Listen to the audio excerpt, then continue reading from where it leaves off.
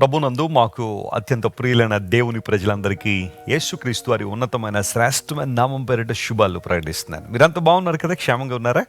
ప్రతి ఉదయాన్నే మనం లేచి ప్రభువుని స్తుతించు వారంగా, గణపరచు వారంగా, దేవుని మహింపరచు వారంగా మనం ఉన్నాం. మనందరం ఎందుకు సృష్టించబడ్డాము అని ప్రశ్నించుకుంటే యెషయా 43:7లో మాట ఉంటుంది, దేవుని మహిమ నిమిత్తం మనందరం సృష్టించబడ్డామని. అంతే కదా, దేవుడు ఒక ఉద్దేశంతో, ఒక కారణంతో మనల్ని ఈ భూలోకంలో సృష్టించారు. అదేంటంటే మన జీవితాల ద్వారా, మన బ్రతుకుల ద్వారా దేవునికి మహిమ రావాలని ప్రభు ఆశిస్తున్నారు. చాలాసార్లు దేవుని బిడలంగా మనం పిలిపించుకున్నప్పటికీ కూడా మన యొక్క నిర్ణయాలు, మన యొక్క ఆలోచనలు, మన మాటలు, మన క్రియలు, మన అలవాట్లు దేవునికి మహిమను తీసుకురావట్లేదేమో. అయితే మనం స్వపరీక్ష చేసుకుని, ఇంట్రోస్పెక్ట్ చేసుకుని ప్రభు కృపలో వర్ధిల్లగలిగితే మన ద్వారా దేవుడు అసాధారణ కార్యాలు ఆయన జరిగిస్తారు. ప్రతిరోజు ఒక వాగ్దానాన్ని బైబిల్లోంచి మనం ధ్యానం చేస్తున్నాం. ఈ వాగ్దాన సందేశాల ద్వారా మీలో చాలామంది ఆధ్యాత్మికంగా బలపడుతున్నారు. ఈరోజు ఒక వాగ్దానాన్ని లేఖనాల నుంచి మనం చదువుకుందాం. యెషయా గ్రంథం 49వ అధ్యాయం 4వ వచనం చదువుకుందాం. అందరూ బైబిల్ ఉంటే తెరవండి. The book of Isaiah chapter 49 and verse 4. అయినను నేను వ్యర్థంగా కష్టపడి తిని ఫలమేమీ లేకుండా నా బలమును వృధాగా వ్యయపరిచి ఉన్నాను అనుకుంటుని, నాకు న్యాయకర్త యెహోవాయే, నా బహుమానము నా దేవుని యొద్దనే ఉన్నది. Yet surely my judgment is with the Lord and my work with my God. నేను చాలా వ్యర్థంగా ప్రయాసపడ్డాను అనుకున్నాను, కానీ నా దేవుడు నాకు న్యాయకర్తగా ఉన్నాడు. నా బహుమానము నా దేవుని దగ్గరే ఉంది. ఎంతమంది నమ్ముతున్నారు ఈ మాట? విశ్వాసంతో ఎంతమంది చెప్పగలరు? My reward is with my God, my work is with my God. నేను చేసే పనిని నా దేవుడు గమనిస్తున్నాడు.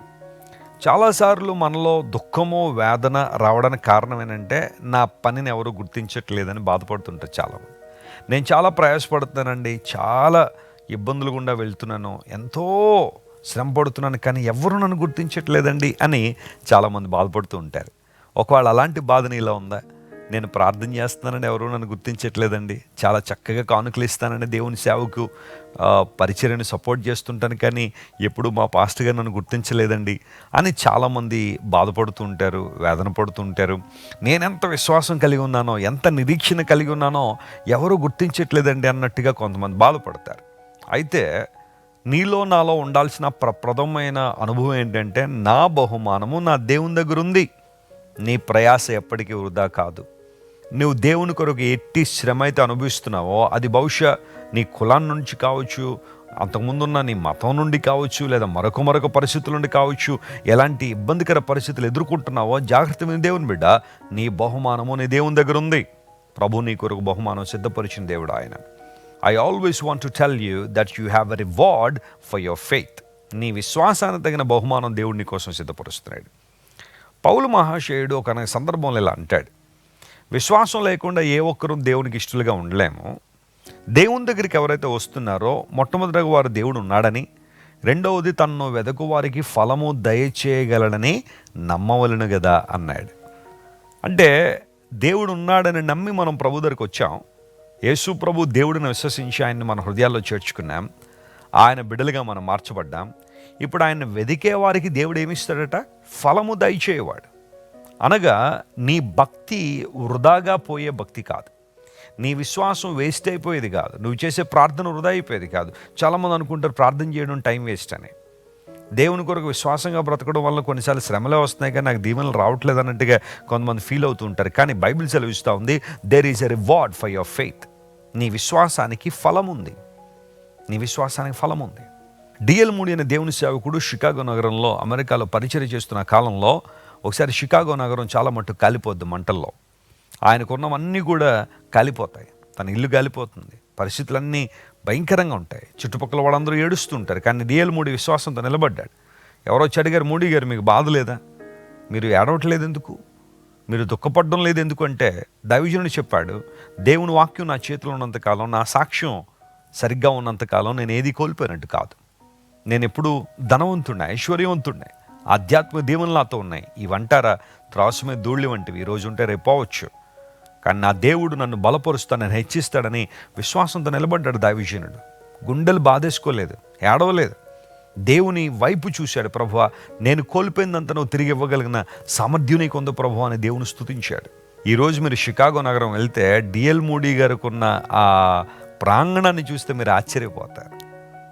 సెంటర్ ఆఫ్ ది సిటీలో కొన్ని మిలియన్స్ ఆఫ్ డాలర్స్ వర్త్ ఆ ఎసెట్, ఆ ప్రాపర్టీస్ మనం చూస్తూ ఉంటే చాలా ఆశ్చర్యపడతాం. ఒకనాడు బుగ్గిపాలైపోయిన ఆ ప్రాంతమే ఈరోజు అద్భుతమైన పరిస్థితుల్లో వెలుగొందుతుంది అంటే దేవుని కృప ఎంత గొప్పదో ఆలోచించాను. ఏదో కోల్పోయినని బాధపడుతున్నావా ప్రభు కోసం? విశ్వాసంలో నిలబడ్డాను కాబట్టే స్నేహాలు కోల్పోయానండి, బంధువులు కోల్పోయానండి, లేదా నా భుజం తట్టి ప్రోత్సహిస్తానన్న వాళ్ళు నేను ప్రభువుని అంగీకరించగానే వెనక్కి వెళ్ళిపోయారండి అని బాధపడుతున్నావా? నీ దేవుని సహాయం వారిచ్చే సహాయం కన్నా గొప్పది. ఆమేన్. నీ దేవుడు నీ కోసం నిలబడ్డాడు కనుక, ఆయన నీ పక్షంగా ఉండువాడు కనుక నువ్వు ధైర్యంగా ఉండాలి. ఇదే మాట ఇక్కడ మనం చూస్తున్నాం ప్రియులారా. నేను బహుగా ప్రయాసపడ్డాను, అదంతా వ్యర్థమైపోయిందేమో అని అనుకున్నాను, కానీ నా బహుమానం నా దేవుని దగ్గర ఉంది, నా దేవుని దగ్గర ఉంది. పౌలు మహాశయుడు తన జీవిత చరమాంకంలో అంటే చివరి దశలో తిమోతికి ఓ పత్రిక రాస్తూ అందులో అంటాడు, మంచి పోరాటం నేను పోరాడాను, విశ్వాసాన్ని నేను కాపాడుకున్నాను, నా కొరకు నీతి కిరీటం ఉంచబడి ఉంది అనే మాట తిమోతి పత్రికలో 2వ పత్రికలో అపోస్తలుడైన పౌలు తెలియజేశాడు. మంచి పోరాటం నేను పోరాడాను, విశ్వాసాన్ని కాపాడుకున్నాను, నా పరుగు కడముట్టించాను. నేను ఏ గమ్యంతో అయితే, ఏ లక్ష్యంతో అయితే నేను దేవుని సేవ ప్రారంభించానో దాన్ని నేను విజయంతో పూర్తి చేయగలుగుతున్నాను.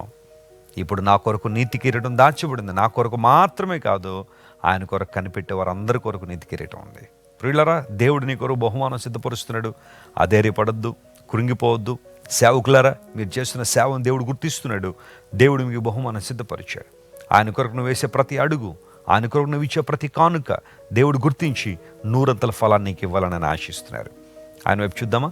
కళ్ళు మూసుకోండి. ఈ వాగ్దానం ఎత్తి ఈరోజు దేవుని స్తుతిస్తూ ఆయన వైపు చూద్దాం. ప్రేమగల తండ్రి, మా బహుమానం నీ దగ్గర ఉంది అని నీ వాక్యంలో మేము చదివాం.